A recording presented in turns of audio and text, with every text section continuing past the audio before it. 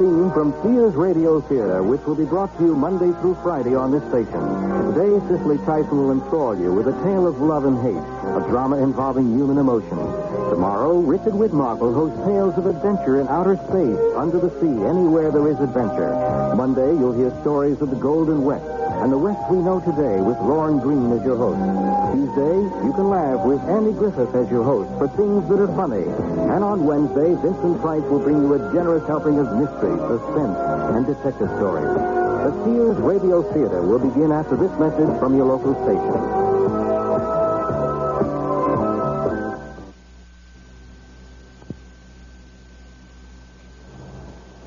This is Cicely Tyson. It's a winter afternoon on a residential street in one of those little commuter towns on the Long Island Railroad. In the front window of a corner house, a man sits alone, unmoving, staring out at something. It is a railroad station nearly 2 blocks away. Inside the house, we can see that the man at the window is sitting in a wheelchair. There's a much-used drawing board on his lap with a blank sheet of paper on it. The tools of an artist all around him in the room, which is a sort of studio. We can also see that the man is not alone. There's a young dog with him, a black and tan dachshund, looking at his right hand, which swings limply at the side of the wheelchair. The man is crying. You can see the tears running down his face. What happened to me at the station that day? I can't walk anymore. I can't use my right arm. I can't draw anymore. I can't do anything. Why did this happen to me? Why is that damn little dog licking my hand like that? Why? And that's how we begin our story.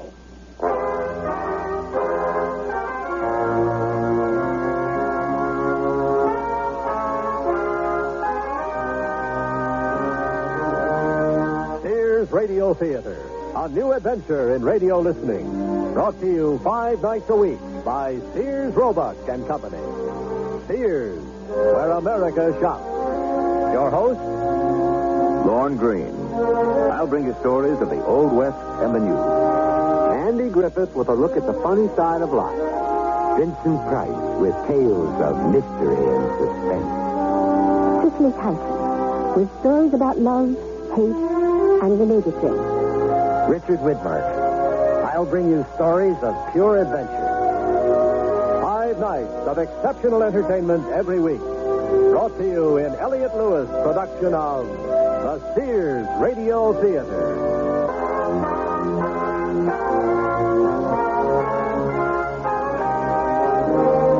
Our story, Hildy, by Ted Sherdeman.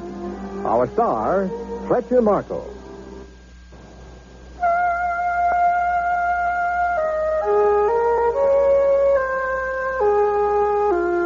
The man in the wheelchair slowly, painfully, makes himself remember. Forces himself back to a happier time, a healthy and productive time. It began in the late summer at our Long Island house, where I lived with my wife, Joan, and our 12-year-old red dachshund, Sam. I was a commercial artist who worked at home and spent most of my time, when I wasn't with clients or ad agency people, in my studio, which was my pride and joy. Close at hand, napping as usual, was Sam. I'd just finished pasting up some type sheets on an ad when the phone rang. You get that, Joni? Okay. Well, this cement needs some thinner. This one little problem, we seem to be out of thinner. It's Barry Mills from Los Angeles, Eddie. Pick up the phone in your studio. Hello? Hi, Eddie. How are you? Fine, Barry. How are you? And what are you doing calling me all the way across the country? Lydia and I are going to England. Hey, how about that? Did you hear that, honey? Hear what? She's right beside me now, Barry. They're going to England. Oh. What happened? Smog get too bad for you? My agent sold me to an English producer, and we'll be gone the better part of a year, I guess. Hey, that's wonderful. In London? Yeah, part of the time. What I was wondering, do you still like dachshunds? Doxies? Sure. Wouldn't have any other breed of dog. Well, Lydia and I feel the same way, but Hildy is the problem. Who's Hildy? Doxy. Oh. She's only 3 and she'd die in a kennel here. And there's an English law about bringing dogs into their country. They're kept in quarantine for 6 months. That's why I thought of you and your love, your and Joni's love for dachshunds. Well, sure, Would you take Hildy? All we want is somebody to love her, and we want us to have her back when we get home. Would you do it, Eddie? Well, I don't know, Barry. We've got Sam. Now, please, Eddie, Lydia and I would love to go to England, but we won't go if we can't find a decent home for Hildy. Will you take her? Just a minute, Barry. Did you hear that? What do you think? Well, we've been talking about getting a spare around when, Sam dies. Barry, you won't ask for her back. No, honest, we won't. Is it a deal? Well, I guess so. I'm not coming out there to get her. No. We'll put her on a plane. She'll be there tomorrow. Lydia and I are flying direct from here to London. How about shots and stuff? Has the dog had a rabies shot? Everything works and up to date. I'll send everything in the mail to you. Hildy will be there tomorrow. Okay, Barry, we'll pick her up. Thanks, Eddie. You've taken a load off our minds. Goodbye. Bye. Well, guess we've got another dog, whether we want one or not. Sam will hate it. He'll get used to her. He'll have no choice. Will you, Sam? Come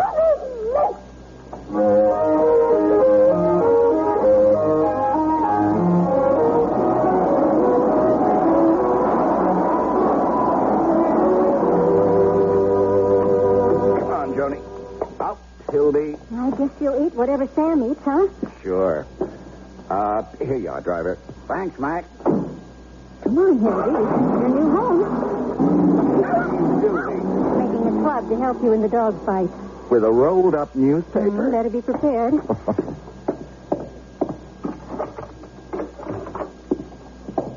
Look out. There's Sam. Huh? They only sniffed noses, and there goes Hildy inside. Sam, be patient with Hildy. She only wants to explore her new home. The dog expects to find her old owner somewhere. Look at Sam. He's curled up and gone back to sleep. Couldn't care less about Hildy being here. Where's she? Like you said, looking for her old owners. Hey,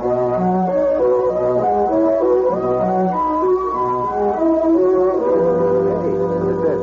Hildy's registered in the American Kennel Club as Brunhilde of Westwood. Go fetch the ball, Hildy. That's a good girl. And give it to me. Now sit up and I'll throw it again. Good girl. Fetch. Well, she's had all her shots. Says here, not due for another rabies shot for nearly 2 years. And I'm not throwing the ball for you, whether you sit up or not. At least he doesn't sit up and beg while we're at the table like Sam used to.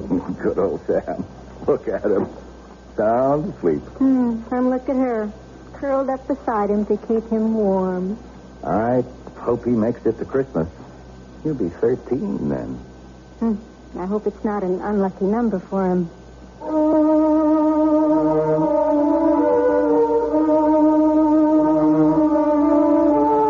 Look at all the snow, Hildy. It'll be a white Christmas for sure. Daddy, I'm in the living room. come here. I was just showing Hildy the new snow. What's the Sam? Sam? I think he's dead. Sam? I came back to the bedroom to find out why he hadn't shown up in the kitchen for his breakfast. He always did before, and... Eddie, we knew he was old and that it had to happen. He didn't make it to Christmas.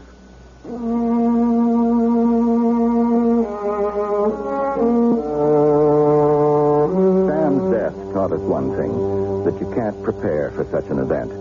It doesn't matter whether it's all of a sudden or long in coming. There's no way to keep from remembering all the things you could have done, maybe should have done, but didn't. But like all things, dismal as they may be, a little time worked its wonder. And I got back to work at my drawing board. Joni was a perfect housewife, and Hildy was a perfect pet. Do you have to deliver that artwork in person? I always have. But it snowed so heavily last night. I don't know whether you can even get through to the station. I've waded through snowdrifts before. Right, Hildy? It's still snowing, see? Don't worry about it. I don't worry about it. I worry about you. Bundle up carefully. Am I okay? Can I go now? Be careful. Always am. Bye. Bye, Hildy.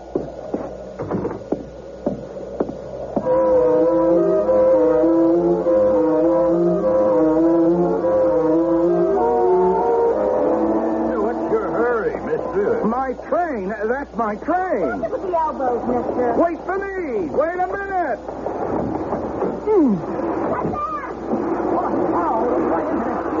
He must have slipped on something. Is he alive? Somebody better call an ambulance. I don't tell her. We'll just call. This guy is hurt bad. No, man. He's just curled up there taking a nap in his own blood. I called for an ambulance. How? You find out who he is? No, not yet. I see you're going to attack us, robbing this dad. I'm just trying to find out who he is, lady. Here. His name's Edward Gaskin. Well, he'll be dead on arrival if that ambulance don't get here soon.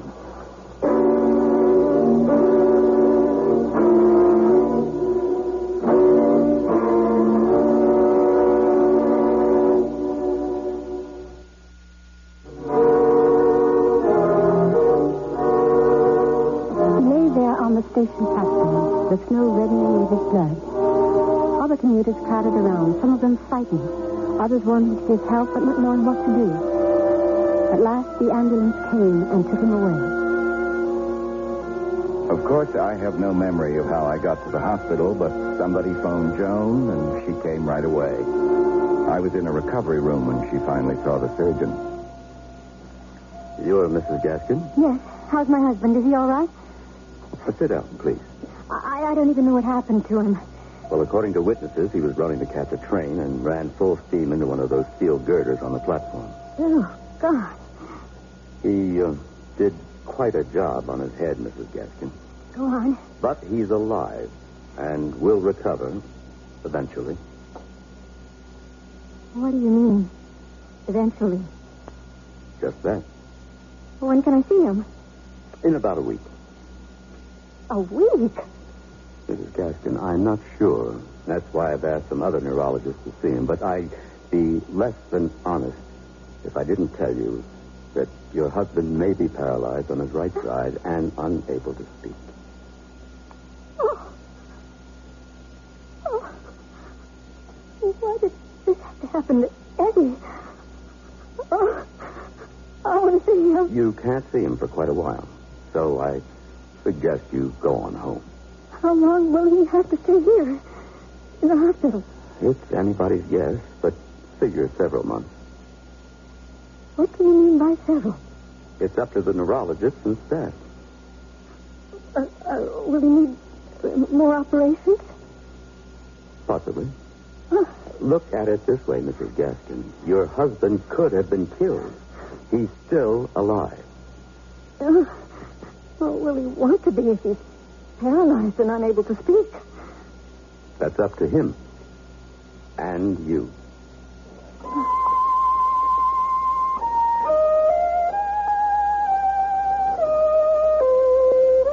I finally saw Eddie on the 6th bed. But I don't think he even knew who I was. The doctors still weren't sure about his paralysis, but a neurologist was abrasively sure Eddie would overcome the aphasia and get some sort of voice back. I spent hours waiting for some sign of recognition. Every day I visited him at the hospital, going home only to feed Hildy and then spending sleepless nights with her worrying about Eddie. It was 6 weeks before he smiled at me. You're smiling at me. I'm your Joni. Hildy misses you. I miss you. And pretty soon you'll be at home in your own studio again. Oh, don't stop smiling. Please don't stop. It's awful to think of words you are unable to say. Like a bad dream, but worse. To hear how I'll be in my own studio, unable to do anything. Not with a paralyzed right side. How can I ever use an airbrush again? How can I paste up a headline? I can't even use a triangle or straight edge on a drawing board without two good hands. Hands that work. Get rid of me, Joni. Get rid of me.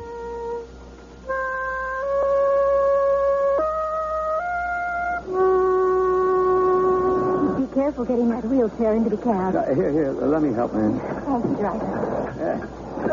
There you be, sir. You take care of yourself now, Mr. Gaston. Sure, I will. Here's the address of our home, driver. Yes, ma'am. You take care of everything. Yep, you're on your way home from the hospital, Mr. Gaston. Hildy's anxious to see you. And all of your friends have called, especially George Franklin. He can't wait for you to get home. And enemies. What? People who are not crippled with eager to look at me who is. It's temporary, Eddie. You've already got your voice back. In no time, it'll be as good as new. The speech therapist at the hospital was sure of it. I don't make drawings with my voice.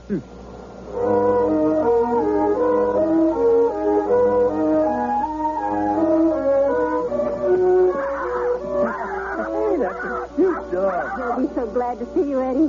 Get away from me. You hit her.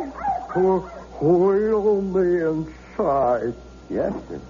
Hildy, that's a good girl. He didn't mean it. That's one way to stop a hysterical greeting I'm in no mood for.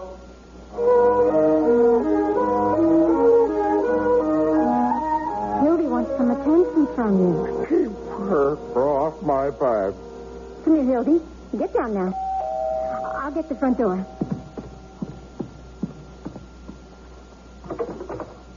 It's me.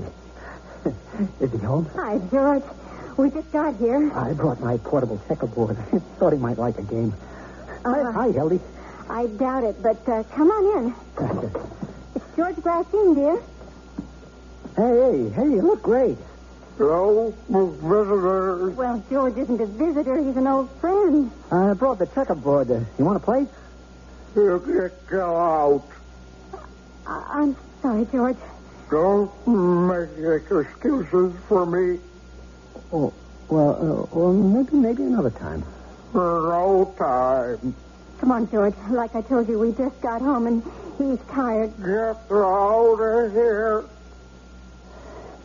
I didn't come over here to be insulted, Ed.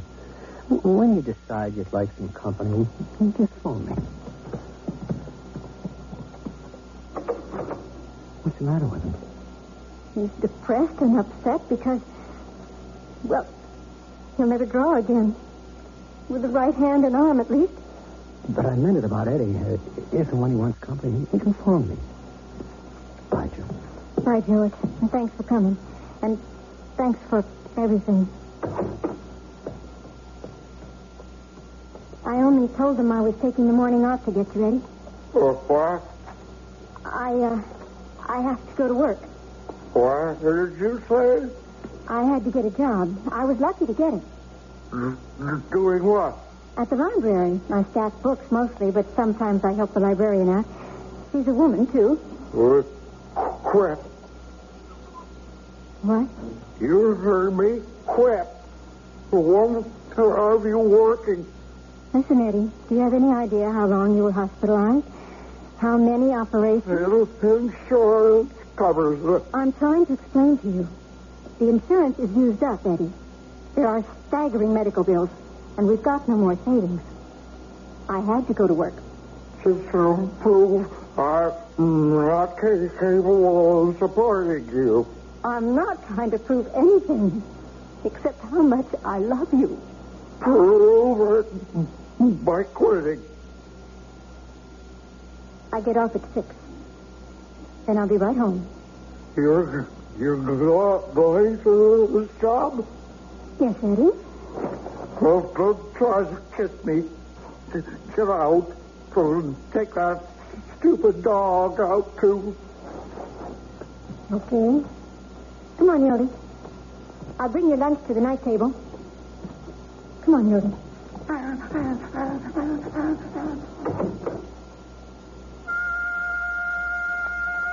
I seemed to get some kind of perverse satisfaction out of refusing to kiss Joni goodbye and ordering her and Hildy to get out.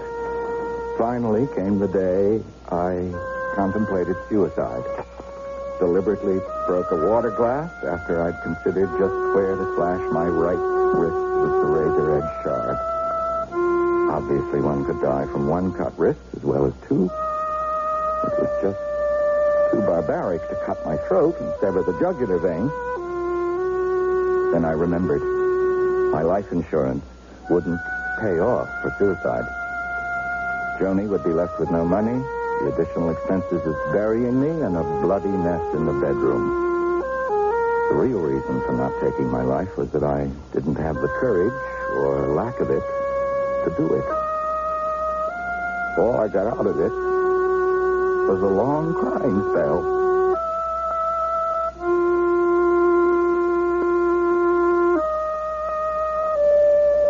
You shouldn't lie in bed all the time, Mr. Gaston. Or what do you suggest, Doc?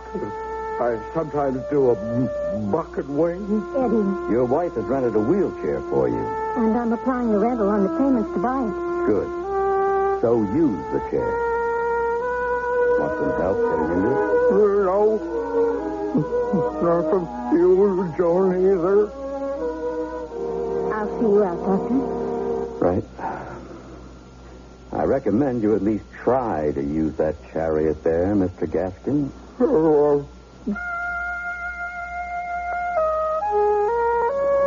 Whether it was the doctor's advice or seeing that investment just standing there, I decided to try the wheelchair. But I refused to let Joan help me into it and waited until she left for work the next morning to try out the chariot, as the doctor had called it. I managed to get out of bed, hop once on my left leg, then fall. Oh, leave me alone. Stop licking me. Get out of the room.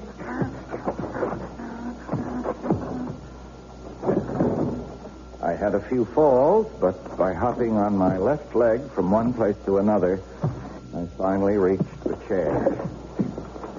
I wheeled myself into the living room.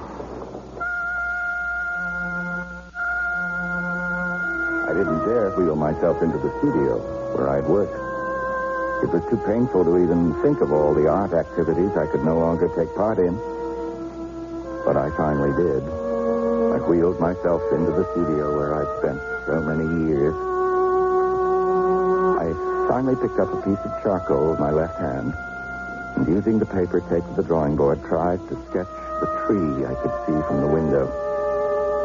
My efforts were so crude, I had no heart to continue. All I'd read about the great Mexican artist, Jose Orozco, losing his drawing arm and gaining fame only after he'd learned to paint with his left arm, all that depressed me instead of inspiring me. I concluded his triumph over catastrophe was due to copious quantities of tequila. Specious reasoning, of course. We couldn't even afford a pint of the stuff. A six-pack of leader-priced beer would be cause for a celebration. And then I became aware of Hildy sitting up, holding her ball in her mouth. You want to taste the ball? It's the only thing left I can do for you. Get it. Not the right hand, Hildy. This one. Will you stop pushing it into the dead hand? Here. I'll show you. I'll drag this useless arm out of my lap where you can't get to it. Now, give me that ball in my good hand. That's fine. Good girl. Now. Well, don't just lie there. Go fetch the ball. Never made any difference to you which hand threw it or you know when it was kicked. Okay. You won't chase it. I'm going back to bed. You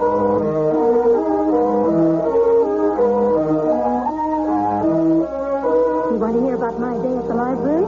No. Okay, I'll put the wheelchair beside your bed so you can get into it. Don't bother. But, Eddie, the doctor said... I heard him. I wonder why I take this abuse. Abuse from paralyzed has-been. You're determined to remain surly and unhappy. You're a spoiled brat wallowing in self-pity. I can't talk about anything that doesn't anger or depress you. You cost us our best friend, George Glassine. I'm sorry about the accident and that you can't draw anymore. But you had your life. What good is it? It's as good or bad as you want it to be. Hildy and I are fed up with you, Eddie. Either you change your attitude and realize that you have our love, or you can rot right where you are.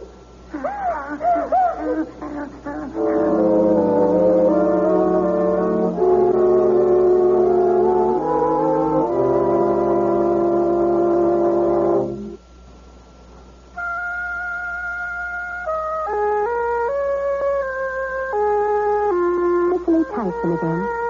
And here's the third act of Hildy. It was the next morning, and Joan was in the kitchen, followed around by the little doxy Hildy. Suddenly, the dog barked. Joan looked around and found me wheeling the chair into the kitchen. She gaped with surprise.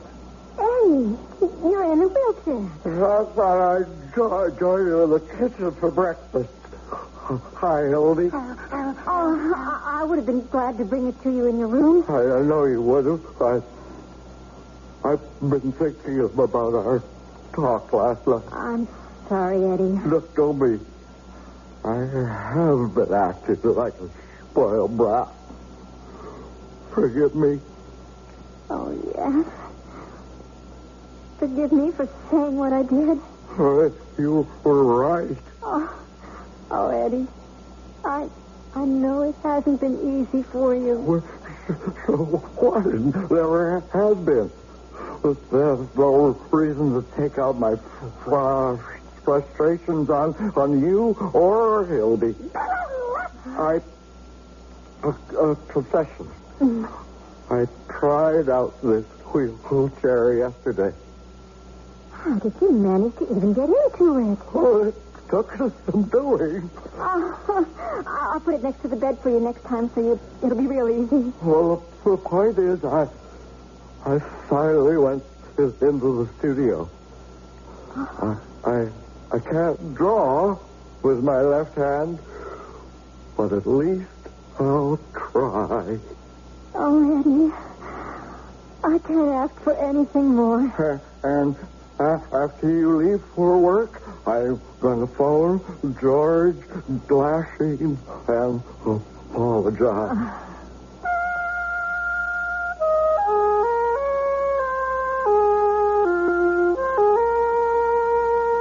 The winter came early that year and seemed to go on forever.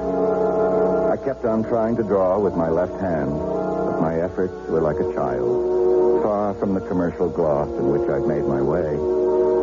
While I sat in the wheelchair and drew, Hildy would push my paralyzed hand and arm back, pressing the ball into my dead fingers until she released it, and the ball would drop to the floor.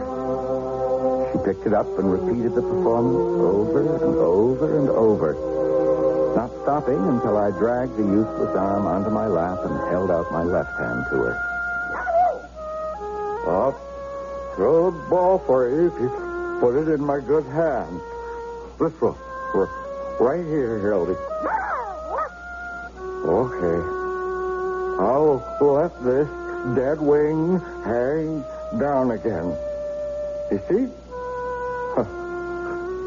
You push it back, Hildy, but you can't give life where there's none to give. Nobody can.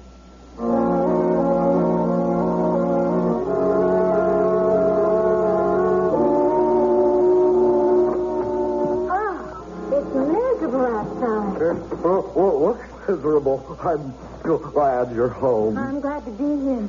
Hi, Hildy. The supermarket was so crowded. People were buying like eating. It just been discovered. I got us a steak.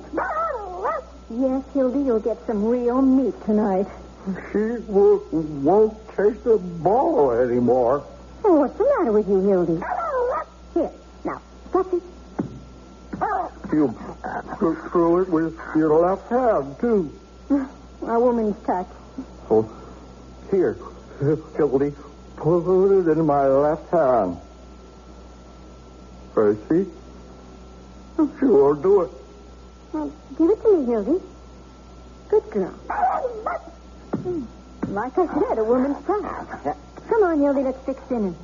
If this steak is tough, I am going to kill the butcher.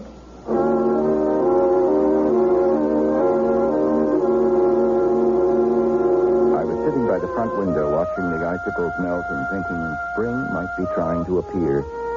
Hildy was playing her repetitious game with my right hand. I looked at her. Her tail was wagging furiously. Then, with her nose, she nudged the right arm as far back as she could. Then she jumped aside. The arm swung forward, and I still held onto the ball. I could feel I was holding something in my hand. I tried to move the arm back, but felt nothing.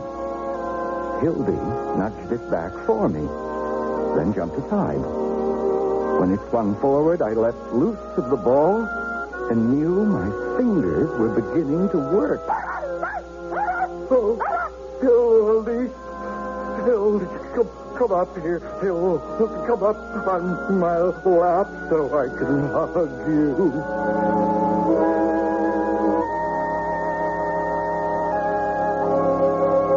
You don't mind eating in the kitchen? Not at all. Here, Hildy, here's your bowl, and the water's right there. Well, why are you frowning? Did I do something wrong? You don't like barbecued chicken? Not that. Oh, it's what? Well, why do you always put the spoon and fork on the left side of my plate? Can't you ever remember I'm right-handed? There's no knife to cut up the chicken with. Well, it's already cut up for you, and... Oh.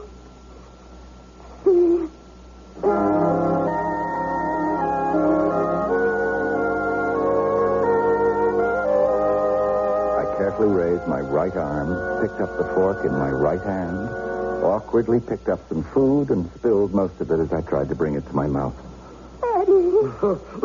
Now I'll have to learn to use this hand to feed myself all over again. Oh, Eddie. Not my doing it. All the credit belongs to Hildy. Thank you again, Hildy. Oh, how did she do that? How did you? Oh, Eddie, I'm so happy. She did it. Instinct, wisdom, whatever you want to call it, but something kept urging her to keep at this right hand with that ball. It wasn't just a game. She just seemed to know that if she did it long enough, I'd get this arm and hand back. And you know what else? I only know I'm so grateful. I'm going to call George Glassine tomorrow and start to go to the Y with him. Well, maybe my bad leg won't ever be as good as it was, but swimming can't hurt, and I'll feel like a whole man again.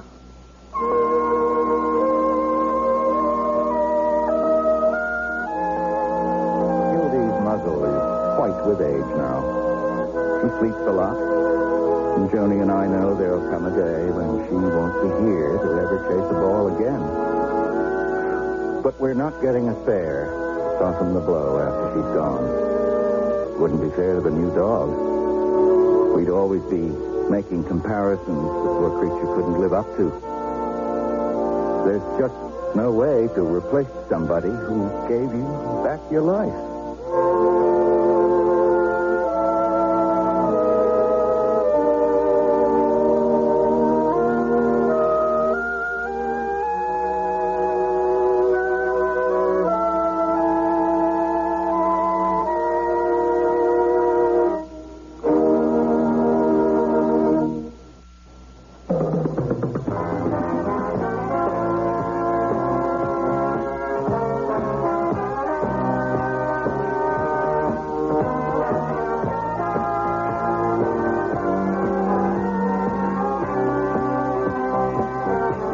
listening to Sears Radio Theater, brought to you 5 nights a week by Sears Roebuck and Company. Sears, where America shops. Hildy was written by Ted Scherdeman, produced and directed by Elliott Lewis. Your hostess was Cicely Tyson. Our star was Fletcher Markle. Also heard were Gene Howell, Lance Kolvig, Barney Phillips, Lou Krugman, Herb Rudley, and Linda Gary. The music for Sears Radio Theater was composed and conducted by Nelson Riddle. Art Gilmore speaking. The Elliott Lewis production of Sears Radio Theater is a presentation of CDI.